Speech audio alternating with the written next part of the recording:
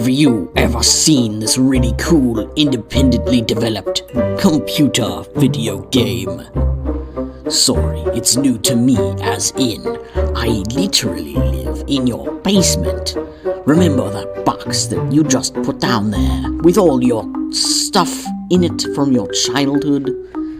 By the way, you had excellent taste in video games. What exactly happened?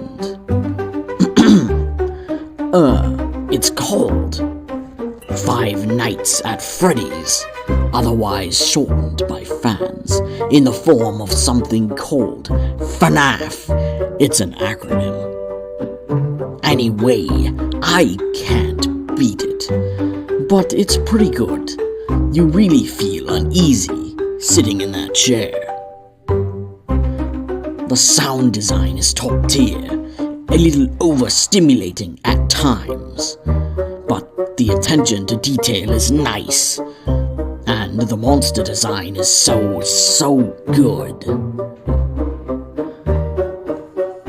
I know animatronics love to press the internet's G-spot, also known as the creepypasta fandom, due to something called the Uncanny Valley.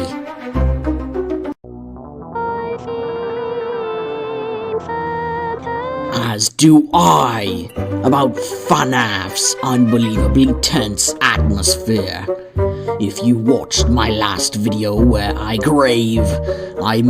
gave listeners some bitchin' tips about making games, atmosphere can be tricky to put down.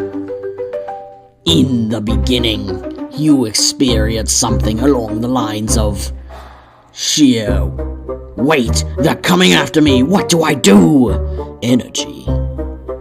Until later nights when you've been killed quite a few times and repetition takes you. At that point, the expressions on the animatronics, bragging rights, and the gnawing, insatiable desire for secrets are the only thing pulling you to complete the game. And let me tell you about FNAF's secrets. They have got those, baby. They've got those. But unfortunately for Matt Pat, who spent so long saying goodbye, I'm convinced he's from the Midwest. I'm not going to even try to start untangling the dueling slug penises of FNAF lore, because there are plenty of those videos out there already. Who is standing at my number one spot in my heart? Well, I'd have to say I liked Chica the most originally. She stood out the most with her hungry ass cheeks clapping through the kitchen, making all of that wretched noise. However, my enjoyment would vanish at the sight of the art that the internet gave me to see with my internet viewing device that I paid for. And I would then go on to say, Bonnie is the best, he has a guitar, and he rules, and is scary, a sentiment shared by the creator of the game itself. Wow, really, huh? But not long after that embarrassed rearrangement, I learned my true and unabashed favorite is Golden Freddy. No, my ghoulish, golden costumage, whose inheritance is not more than the tortured soul of human child, and the long unclean floor upon that which you sit unmovable.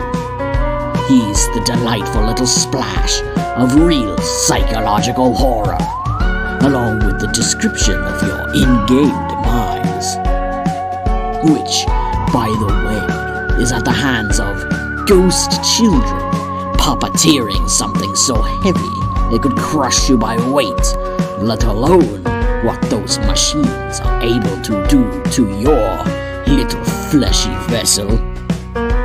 And they're coming to get you. And the doors take power. You only have so much of that.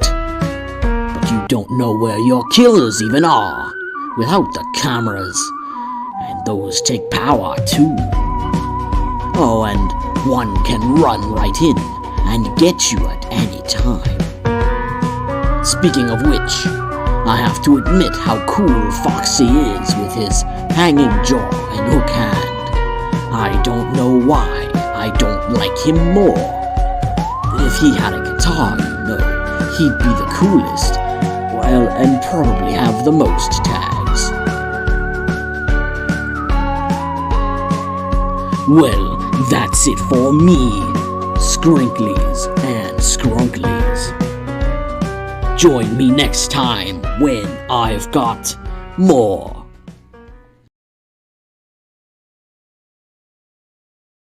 I'm dumb, and I made this! Nyah!